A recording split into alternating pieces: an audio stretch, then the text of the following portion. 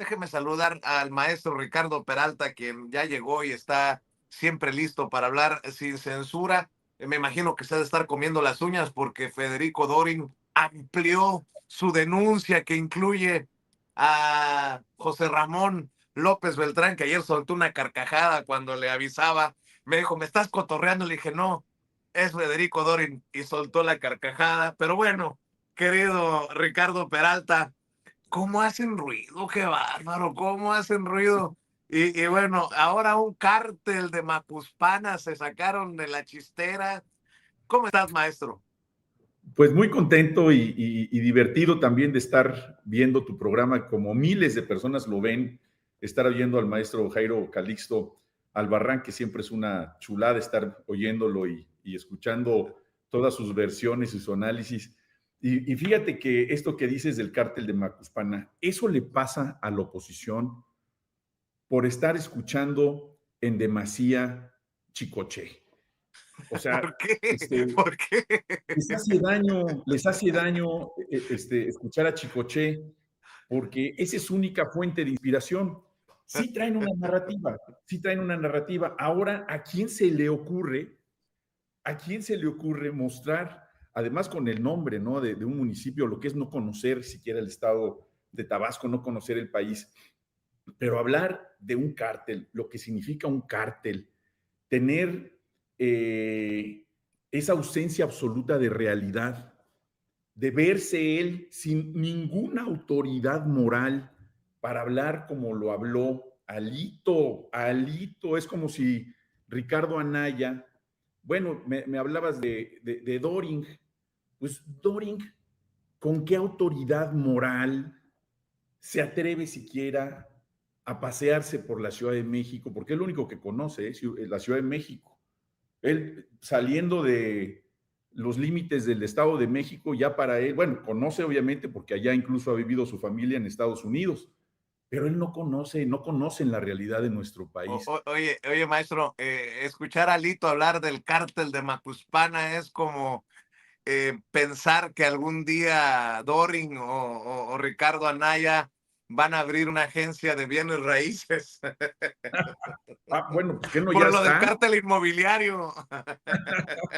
Pues yo creo que le están haciendo el quite a Century 21, porque ya esa parte del inmobiliario ya se avientan un tiro derecho con Century 21 y todas las empresas, con todo respeto a esas empresas notables y prestigiadas, pero pues ya tienen tantas propiedades que tienen más propiedades que un nopal. No, la realidad, mi querido Jairo, y entrando a materia, la narrativa que ha llevado a cabo la oposición, qué bueno que lo estén haciendo. Yo creo que nadie debe de preocuparse por esto que están realizando, porque pareciera que se están poniendo cada vez más plomo en las bolsas, parece que cada vez más se sumergen en un fango de lodo, donde la oposición, sin la ayuda de Morena, sin la ayuda de los que somos simpatizantes y militantes del movimiento, ellos solos se van sumergiendo cada vez más. Y precisamente en ese mismo tema de cómo la oposición hace lo posible para sumergirse cada vez más en un fango, quiero tocarte un tema a ti y a todo el auditorio relacionado también con las críticas feroces que ha habido acerca de la ley de amparo. Estas críticas a una iniciativa, es una propuesta que apenas el pasado 15 de septiembre se envió a la Cámara de Diputados y que tiene que ver precisamente con la modificación a la ley de amparo. Y esto tiene pues una raíz histórica. A ver, ¿qué es lo que dice la oposición? Están limitando el derecho de la gente para defenderse contra el autoritarismo que pudiera ejercerse desde el gobierno. Esa es la naturaleza de la ley de amparo. Manuel Crescencio Rejón, Mariano Otero, los padres del juicio de amparo, una aportación de México al mundo y una aportación de los derechos de los gobernados frente precisamente a los malos gobiernos. Estos dos juristas que en 1837 promueven por primera vez las primeras ideas, además ambos liberales, podríamos hablar que ellos son los antecesores de los juristas que hoy defendemos la patria con todo fervor y con toda lógica. Estos juristas liberales que promovieron precisamente esta iniciativa, precisamente cuando los gobiernos y los conservadores, que también son los antecesores de los Lili Telles, de los Doring, de los Ricardo Anayas, iba yo a decir Alito, pero ojalá Alito tuviera una reminiscencia mínima de lo que fue don Jesús Reyes Heroles. Y le digo don Jesús Reyes Heroles porque fue un estadista, fue un ideólogo político que creó instituciones y figuras políticas que en todos los partidos políticos, ideologías y todos los políticos han leído la obra de Jesús Reyes Heroles. Alito es la rebaba. Si hubieran triturado el ancla del Titanic y el Titanic hubiera sido el PRI, la rebaba del ancla, eso es Alito, no es nada. No es nada, no significa nada. Por eso, en este momento están buscando cualquier narrativa, regreso al tema de la ley de amparo, para atacar cualquier condición que realice desde el órgano legislativo, desde el órgano ejecutivo, ahora con el nuevo Poder Judicial, el movimiento de la Cuarta Transformación. Si la Cuarta Transformación inició no como un acto cosmético, se trataba y se trata de la dislocación del orden público emanado de los regímenes pasados, donde el poder público, el poder económico, estaban no asociados, eran lo mismo. Esa dislocación, hablando de una dislocación, se refiere a que la transformación también viene en lo jurídico. El marco jurídico se tenía que reformar también y va a seguir reformándose. A ver, la ley de amparo emana del 103 y 107 constitucionales. Esta ley de amparo, que ahora se ha promovido, estas reformas, buscan que se blinde, por ejemplo, todas las obras públicas que se estén realizando, porque sí, en el año anterior, el año pasado, hubo otras reformas constitucionales que también modificaron la ley de amparo. ¿Por qué? Porque la oposición quiere que todo lo que se esté haciendo en favor del pueblo, las obras magnas, el Tren Maya, la refinería, ahora las obras para el tren de pasajeros que está impulsando la doctora Claudia Sheinbaum, a través de aparentes afectaciones colectivas, daños ambientales, se otorguen amparos porque se daña la colectividad. Y en esta reforma lo que se busca es que si una persona se siente agraviada por alguna de estas obras y lo acredita, se le otorgue el amparo a esa persona. Pero no como está contemplada la redacción de la actual ley, donde si hay una afectación general, el juez, en virtud de la ley, tiene que otorgar una suspensión. Y entonces, ¿qué sucede? Pues se para la obra. ¿Y a quién realmente se afecta? Como se ha afectado durante décadas, a millones de mexicanos. Si esto empezó con Cedillo y empezó con Fox, cuando desmantelaron, hablando nada más de ese tema, la industria ferrocarrilera, particularmente de pasajeros. ¿Qué propiciaron o qué priorizaron? La construcción de carreteras para concesionarlas a privados. Además, Era ahí la liga del poder público con el poder económico. Sí, además perdón. esta reforma, estos cambios son para evitar el abuso de personajes, hablando de Ricardo Salinas Pliego, ¿no? Que usando toda clase de chicanas legales, pues, ¿cuántos años tiene ya con sus litigios y todavía no termina? O las zancadillas a las obras magnas como las del pasado sexenio que estuvieron enfrentándose a estos amparos en detrimento de la gente de a pie, del pueblo, maestro, ¿estarás de acuerdo? Totalmente, mira, son varias condiciones que ahora la nueva ley de amparo establece. Hoy la ley vigente tiene 114 artículos. Cada presidente de la República, cada etapa de cada sexenio, como ha sucedido desde que nuestro país está reconocido como tal, ha venido modificando la Constitución y evidentemente las leyes reglamentarias, en este caso la ley de amparo. Lázaro Cárdenas en su momento, López Mateos en su momento, modificaron la Constitución, particularmente estos dos artículos, para darle un sentido precisamente de viabilidad y de gobernabilidad a su sexenio, a su gobierno. En el caso de lo que refieres, no solamente es para los deudores fiscales, porque el ejemplo que me refieres, pues no solamente es para evitar pagar una obligación que todos tenemos. Yo entiendo a muchos mexicanos, a mí mismo me ha pasado, que nos atoramos en el pago de nuestros impuestos, del seguro social, vaya, hasta de las tarjetas de crédito, porque hay condiciones económicas que a veces nos hacen que no podamos tener esa fluidez. Es una condición común de cualquier persona en el mundo, pero ninguno de nosotros mortales tenemos deudas de miles de millones de pesos convertidos en dólares, que también siguen siendo miles de millones de dólares, porque somos mortales. Los que ya deben esas cantidades y encuentran en la ley recovecos para ampararse y evitar pagar, simular que pagan o pagar menos, o incluso tú debes de recordar al principio del sexenio del presidente López Obrador, hubo una lista tremenda de personas que se encontraban como quienes sacaron recursos económicos y los llevaron a paraísos fiscales, entre ellos muchos deudores que no pagaron sus impuestos aquí en nuestro país. ¿Eso es ilegal? No, no es ilegal. Si tienes una cantidad de dinero, lo puedes llevar a cualquier paraíso fiscal, siempre y cuando el origen sea lícito, para empezar, y que hayas pagado tus impuestos donde generaste ese recurso. Si no lo pagaste, tienes que pagarlo. Y fue en su momento la negociación que se tuvo con esos deudores. Puedes tener tu dinero en cualquier paraíso fiscal, aunque sean miles de millones de dólares, pero si lo generaste aquí, tienes que pagar impuestos aquí. Esa es una de las reformas. Todos aquellos que eventualmente tengan esa condición de deudores fiscales por cualquier condición, con un simple amparo, como se promueve en esta iniciativa, ya no se les va a otorgar esa suspensión provisional, sino que se tendrá que resolver de fondo. Lo mismo ocurre para la prisión preventiva oficiosa. Ese tema, que es muy profundo, el tema de la prisión preventiva oficiosa, te lo digo yo como maestro en la Facultad de Derecho.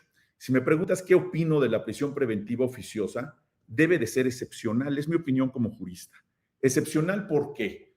Porque las tendencias mundiales incluso ya llevan a una lógica donde las prisiones de las personas, y me refiero a la prisión privativa de la libertad, ya están en vías de extinción, salvo los delitos violentos.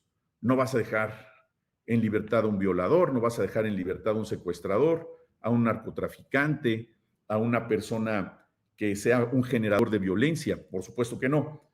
Pero en otro tipo de delitos, si hay un resarcimiento del daño a la sociedad, no necesariamente tendrían que estar privados de la libertad. Ojo, esa es mi opinión. Sin embargo, hay situaciones y condiciones de personas peligrosas como las que acabo de señalar, que con una suspensión provisional otorgada por un juez de amparo han podido recobrar su libertad. Y ahí está el ejemplo de los 55 narcotraficantes que no se podía extraditar porque el Poder Judicial les había otorgado precisamente amparos para no poder ser extraditados en virtud de la ley de extradición. Si no había una autorización expresa para el cumplimiento de esa ley, a pesar de los convenios internacionales, a través de un amparo, un juez federal les prohibía ser extraditados. Y estuvieron años así. Obviamente hubo modificaciones, hubo una nueva ley, que es la Ley de Seguridad Nacional, y en virtud de esa Ley de Seguridad Nacional, que es ahí un conflicto de análisis jurídico entre la Ley de Extradición y Seguridad Nacional, donde se pudieron extraditar, no se extraditaron desde el punto de vista del procedimiento de extradición. Se extraditaron en virtud del interés público de seguridad nacional y a requerimiento de una autoridad extranjera. Ahora sí, o sea, son condiciones de esta naturaleza que personas peligrosas pues no pueden andar en la calle. ¿Por qué? Porque siguen siendo un factor de violencia, un factor de peligrosidad para la sociedad mexicana. Gente que puede pagar despachos de abogados que cobran en dólares millones y que les han otorgado en el pasado y le siguen otorgando, porque hasta que no esté vigente esta ley, nueva ley de amparo, pues van a seguirles otorgando esos amparos. También, bajo esa misma condición, pues se decía, está, pues, los amparos otorgados a colectivos. ¿Cuántas veces vimos a supuestos ambientalistas decir, están acabando con la selva maya, están acabando con los jaguares, están acabando con Bueno, árboles milenarios? acuérdate con el tema de los libros de texto, ahorita que nos está esperando Marx Arriaga, director de materiales educativos de la SEP, para también hablar sin censura. ¿Cuántos amparos para que no se distribuyeran los libros de texto? Fíjate nada más, hablando de todo ello, los amparos también, ahora con estas modificaciones, van a tener en la propuesta un término de 60 días naturales para emitir una sentencia si es que no hay audiencias. Eso también es un avance gigantesco de más de 100 años que no existía. Además de la digitalización, se van a poder llevar a cabo las audiencias vía Internet. Se va a poder llevar a cabo el procedimiento por la vía digital, precisamente en esa lógica que ha pensado la doctora de tener un gobierno digital, pues también un poder judicial digital, donde esto sea mucho más ágil. Mucha gente se pregunta, oye, ahora con la reforma judicial, hablando todavía de la reforma judicial, que ya no es una reforma judicial, es derecho positivo, está en la Constitución y lo tenemos que acatar todos, estén o no estén de acuerdo.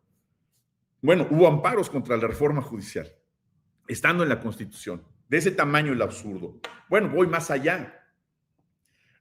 Venía hace rato manejando y me apareció en el teléfono, yo creo que ya como nos escucha toda la inteligencia artificial, me salió una nota que decía, a la RAC, ahorita que estaban hablando de él, tú y Jairo, que decía, estaba él y estaba el señor Ramón Alberto, no sé qué cosa, Ramón Alberto Garza. Estaban haciendo Garza, un el análisis de... Sí. concienzudo, diciendo, Estados Unidos va a parar la reforma judicial. ¿Qué nivel de ignorancia? ¿Qué nivel de ignorancia no solamente de cultura legal, de cultura jurídica, sino qué verborrea, que por eso los han excluido, vaya, los excluyen hasta de los grupos más nefastos de la derecha mexicana, porque pensar que un amparo pueda modificar una reforma constitucional, pues evidentemente no se puede.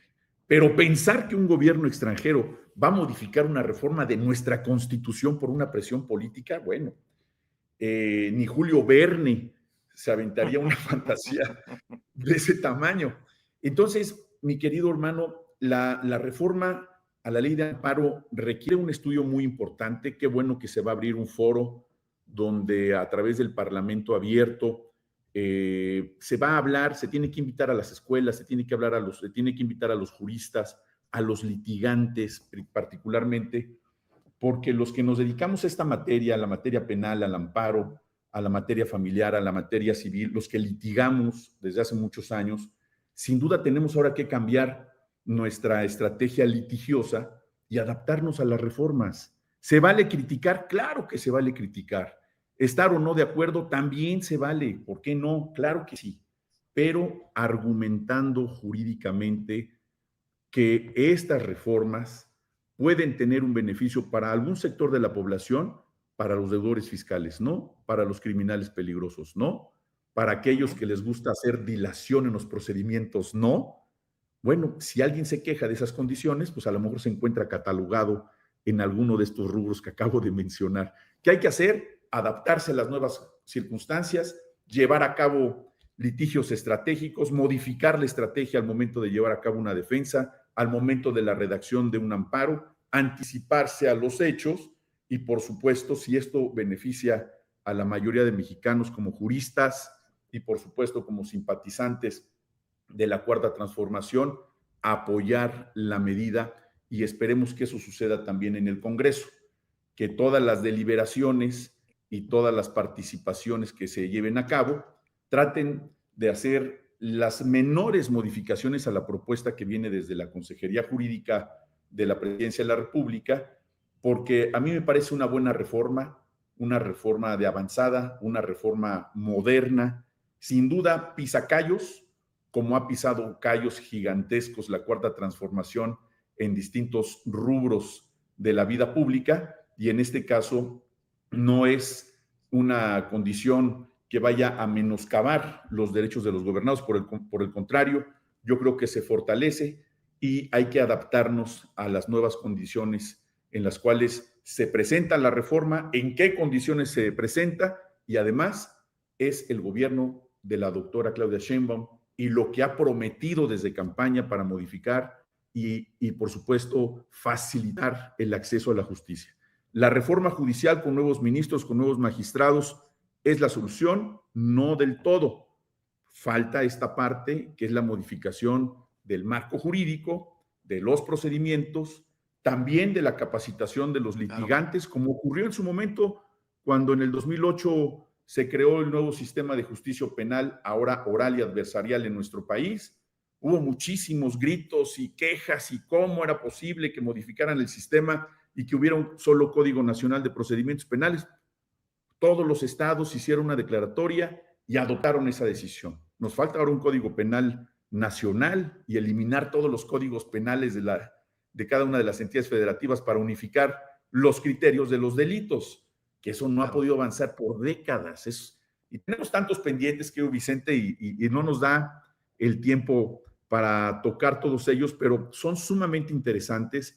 Yo invito a la gente que se empape de la información relacionada a esta reforma y que no nos gane la narrativa, los Alitos y los Dorings y los Anayas. Son un meme por sí, pero hay gente que se la sigue creyendo. Sigue habiendo muchas tías que nos mandan mensajes y, oye, ¿sí es cierto que nos van a quitar la propiedad privada? Oye, ¿y sí es cierto que? Pues claro que no. ¿Y sí es cierto que nos estamos convirtiendo en Cuba? Luego, pues a mí me encanta el son cubano, no sé si eso, o el ron Habana también, me fascina, no sé si eso ya sea una muestra de que nos estemos cubanizando, o a quién no le gusta echarse una cumbia venezolana. O sea, ya llega esas versiones que ya platicaré contigo la próxima semana de un tema interesantísimo que quiero tocar aquí con ustedes, que tiene que ver precisamente con esas narrativas, con las narrativas que la oposición ha venido creando desde la época del nazismo a través de la propaganda que creó Joseph Goebbels. Pero ya será tema de la próxima semana, querido Vicente. Y pues a leer, a estudiar todo lo que tiene que ver con la nueva ley de amparo, que la ley de amparo nos integra y nos incluye no solamente a los abogados, sino a la población entera, y la relación del Estado mexicano con los gobernados, que no es cosa menos. Muchas gracias, querido Vicente. Gracias, maestro Ricardo Peralta. ¿Por qué no cerramos invitando a la audiencia a tus redes? Cómo no, en la red ex, Ricard-Peralta, y en Facebook y otras más, mi nombre completo, Ricardo Peralta Saucedo, y siempre me da mucho gusto saludarlos. Y un abrazo para todas y para todos. Hasta pronto. Y pórtate bien, si no se te va a aparecer en la noche en un callejón sin salida Doring, ¿eh? En alguna de tus pesadillas. Un abrazo. Gracias, saludos. Cuídate, el maestro Ricardo Peralta Saucedo, hablando con nosotros sin